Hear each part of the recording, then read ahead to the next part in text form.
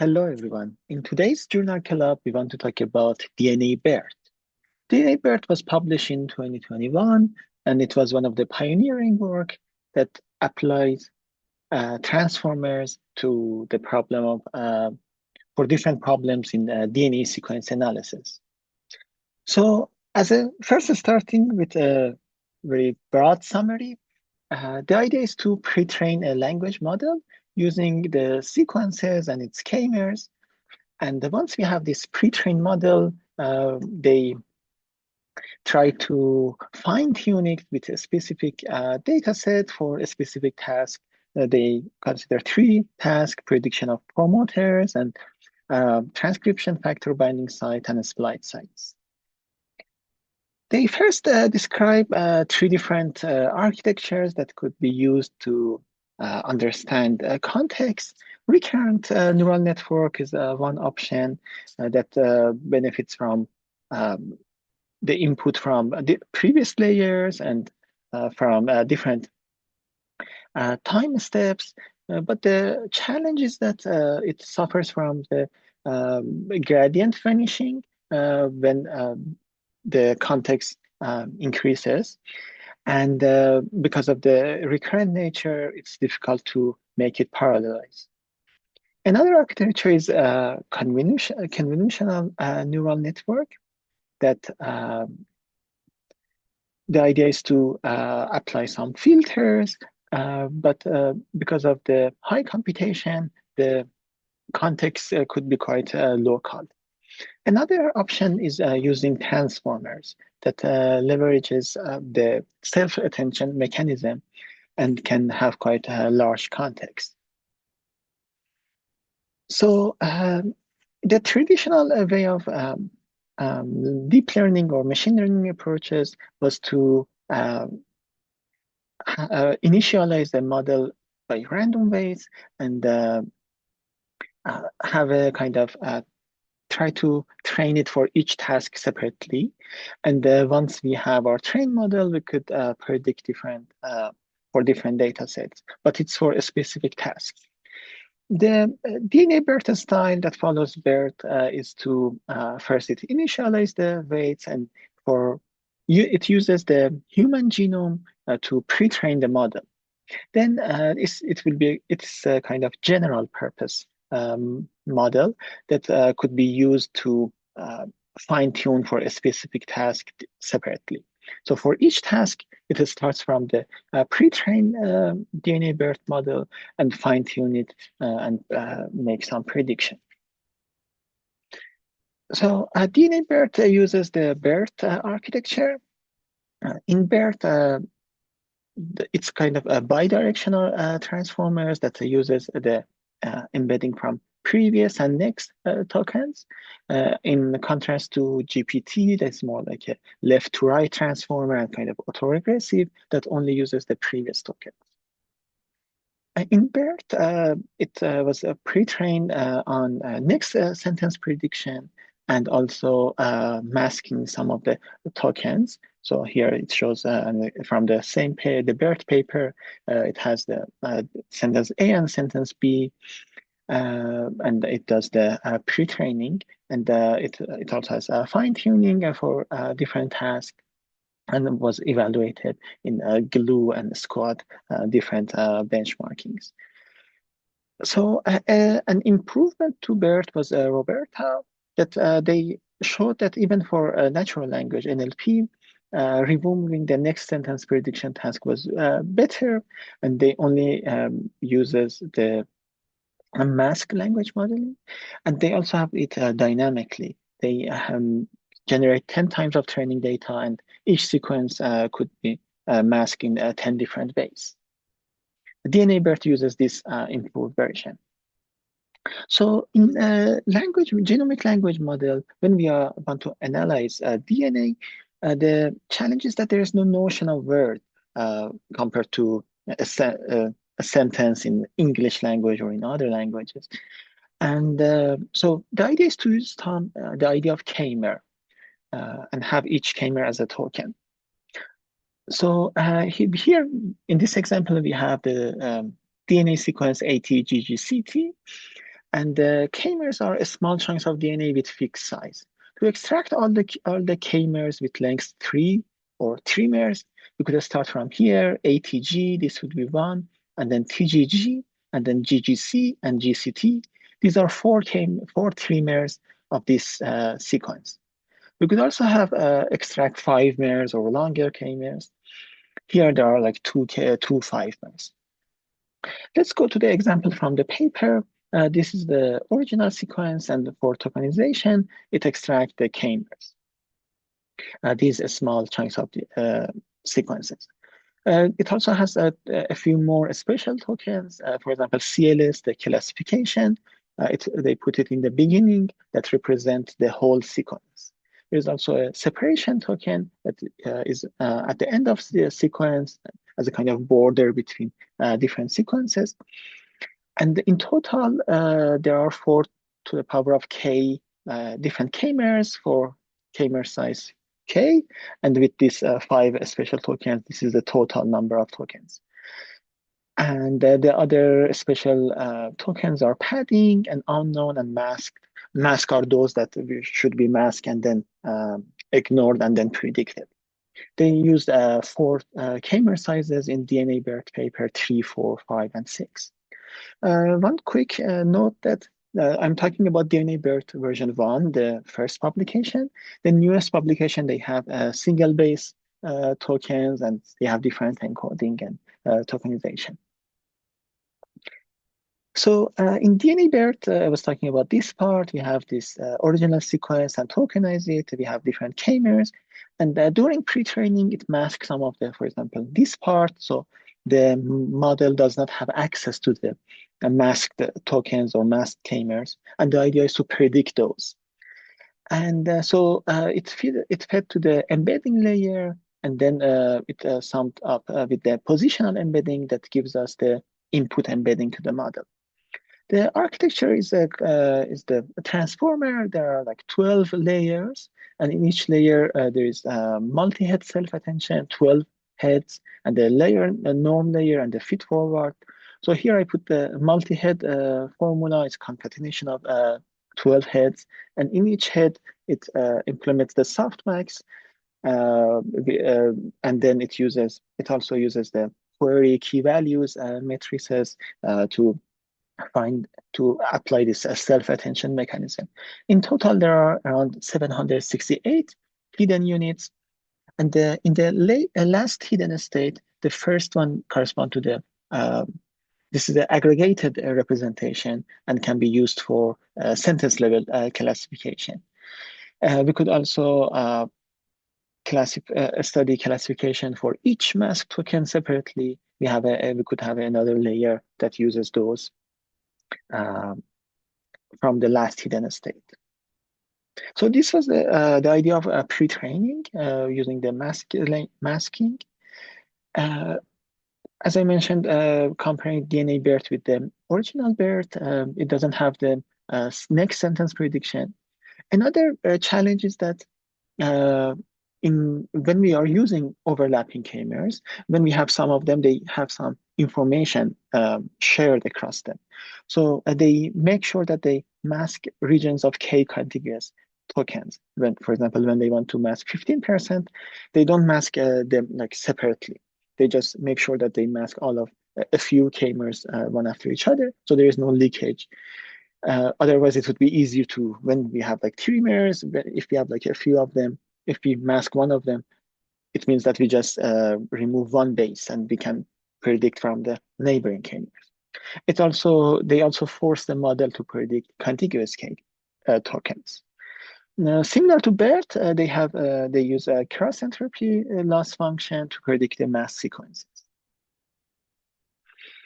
So during the pre-training, they use human genome, and from the human different chromosomes, they extract subsequences with lengths between 5 and 510.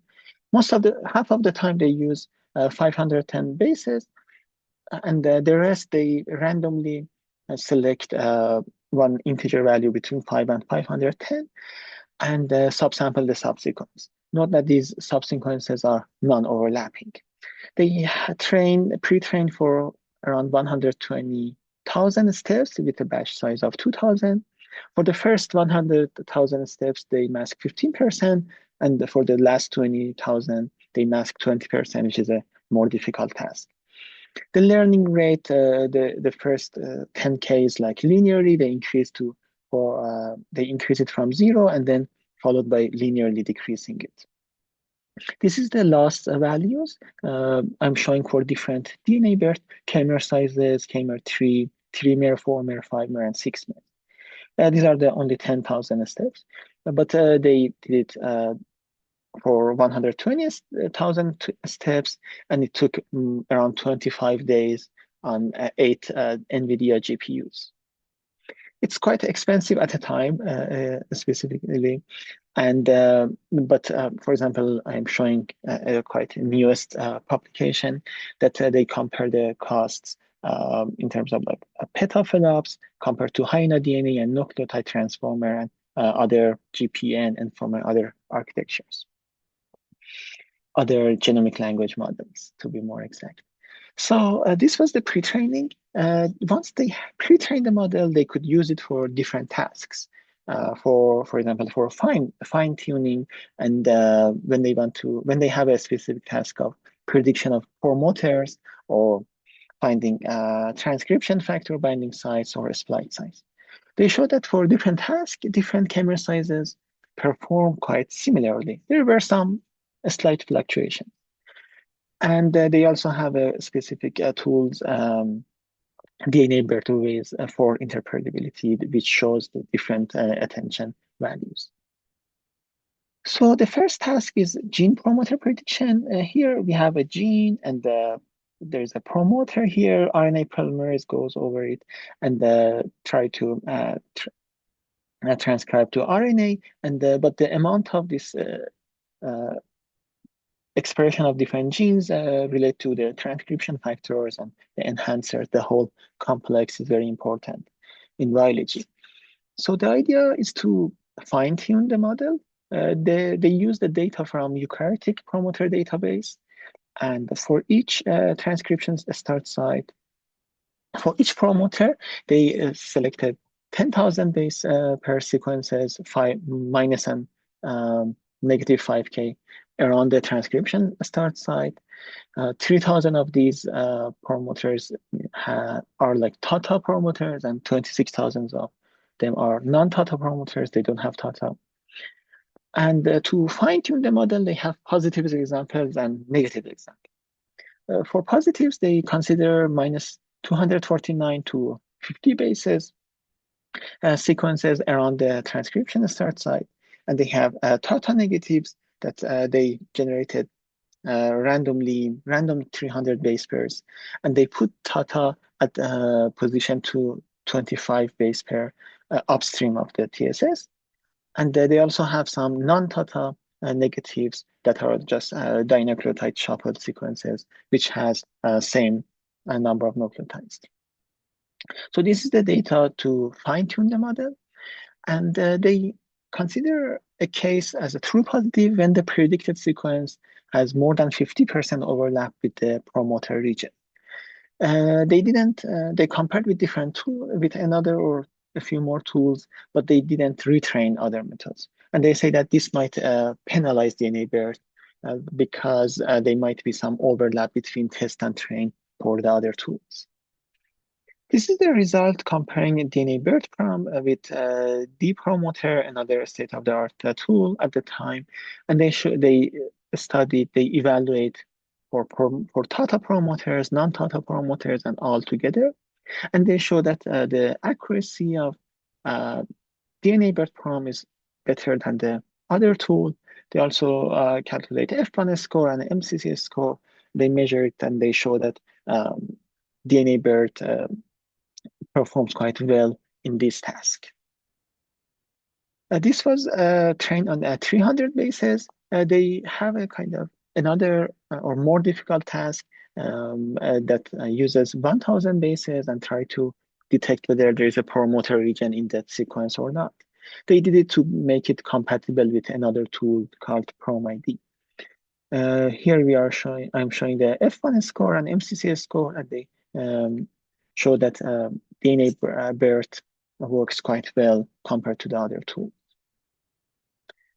Another task is detecting core promoter 70 base pairs centered around the transcription start site TSS, and they did it compared with implementing CNN and other architectures.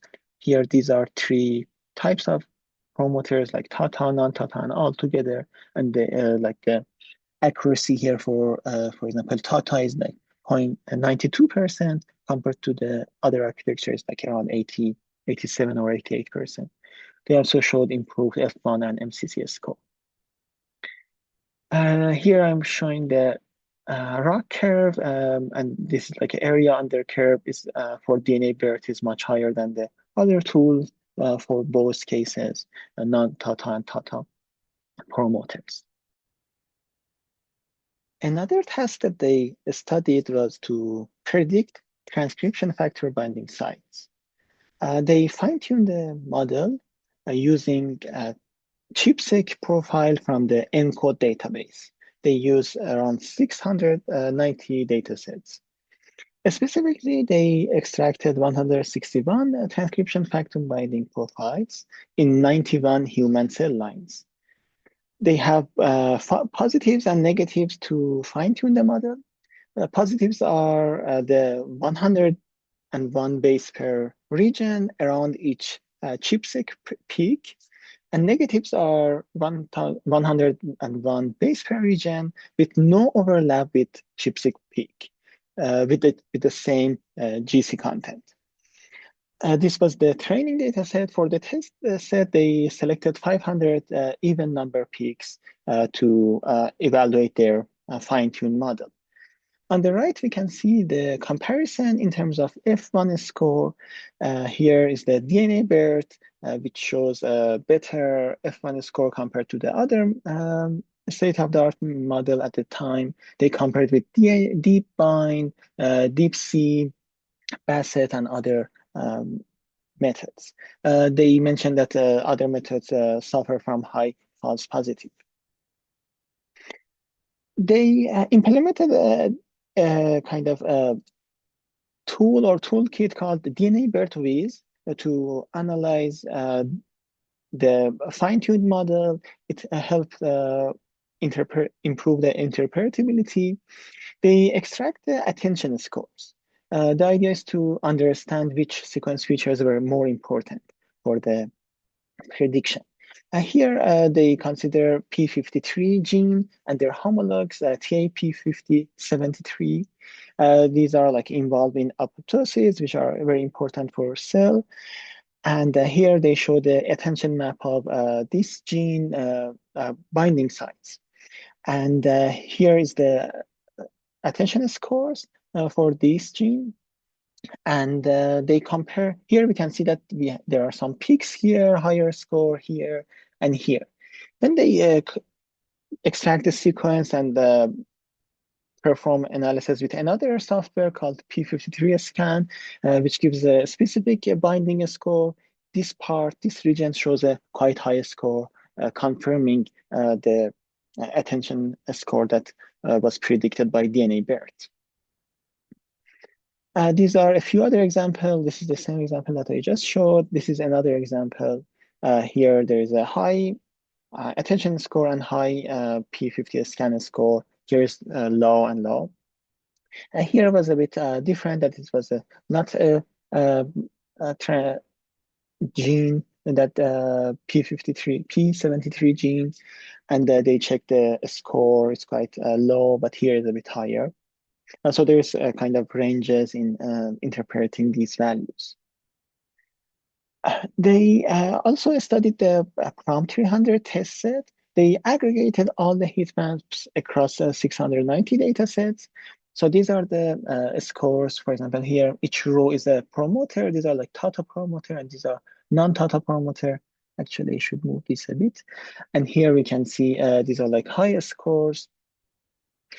And here's the average values that we can see. There is a peak here. There is a high attention around -20 or -30 bases upstream of the TSS.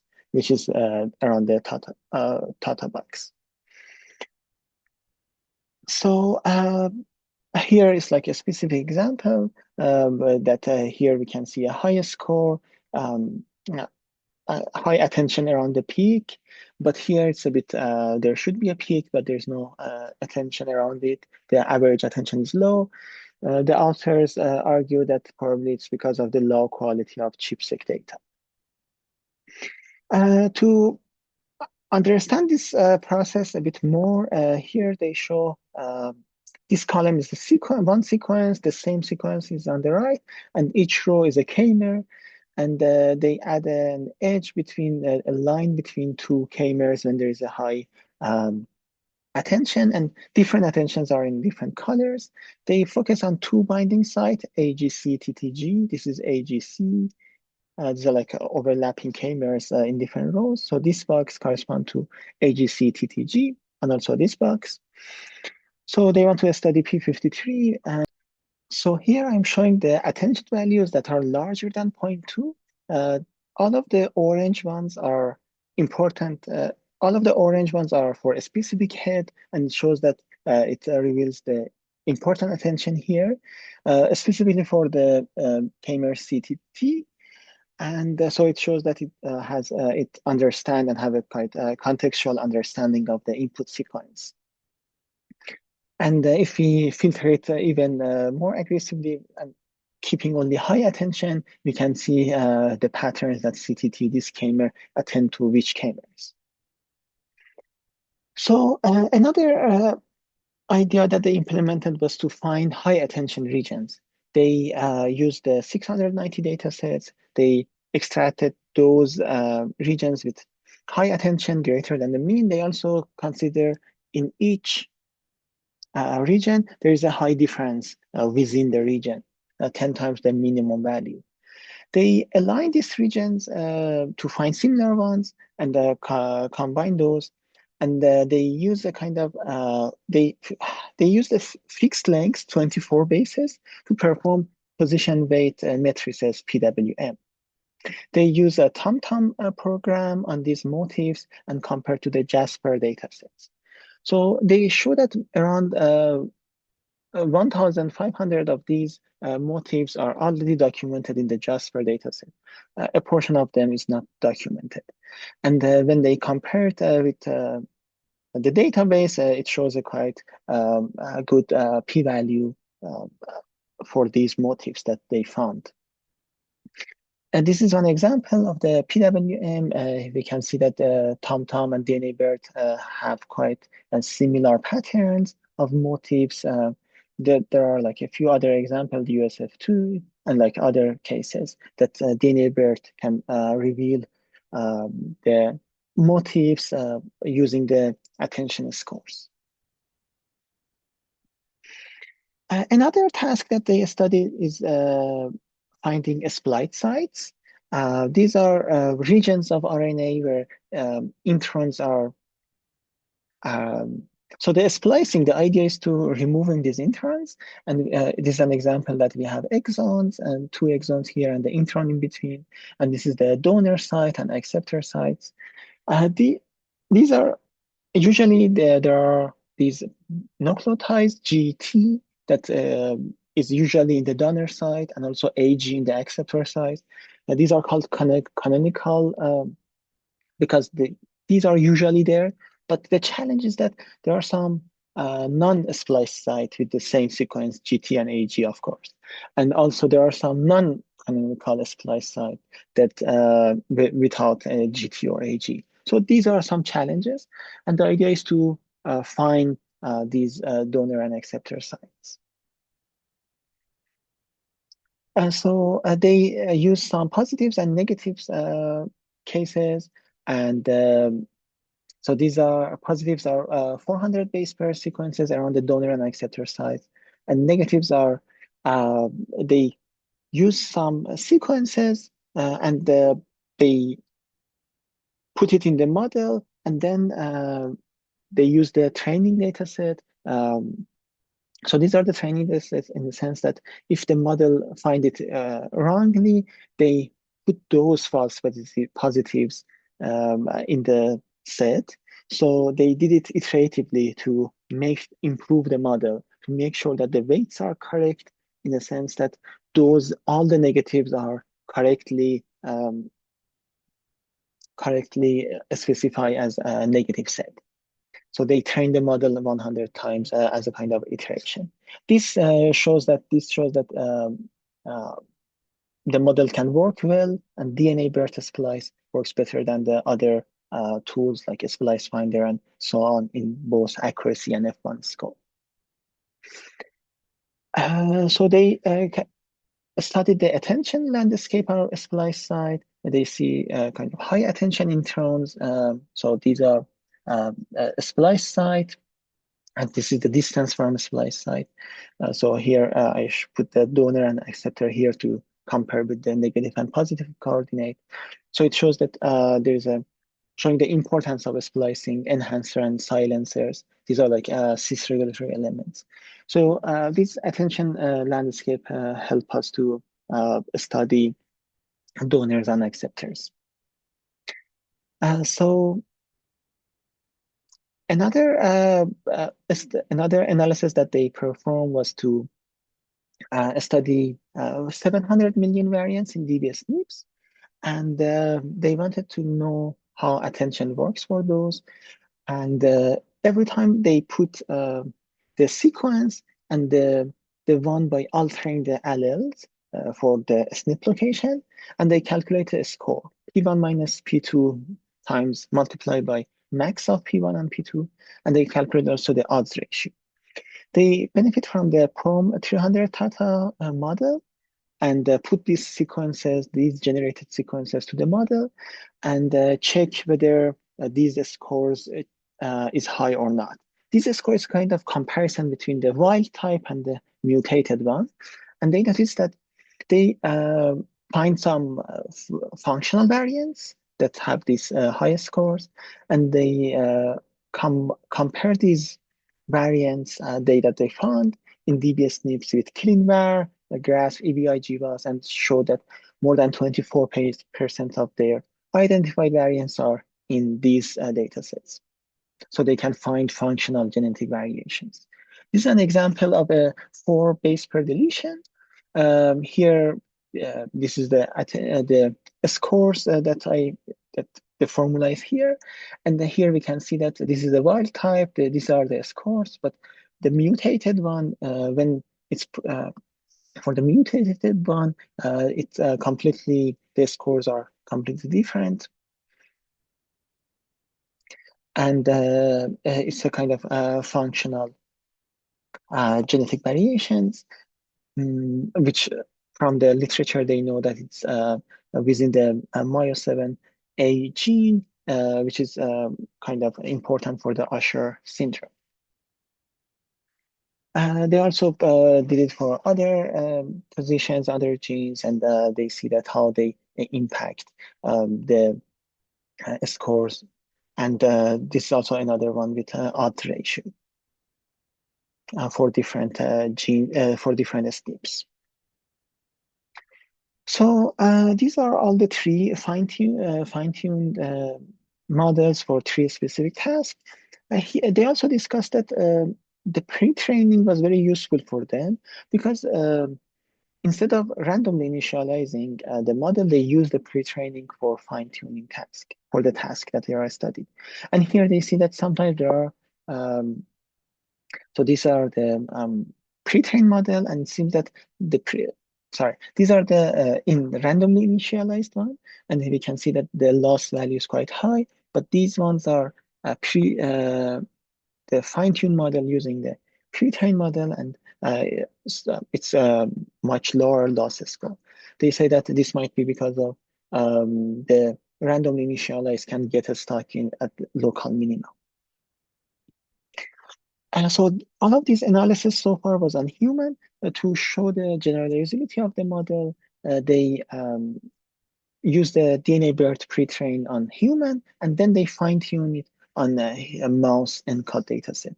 They have some positives and negatives, and they show that this model that can that are fine-tuned on mouse can work quite well. The accuracy and F1 score is quite high, and the fine-tuned versions for chipset dataset. With that, thank you for attention.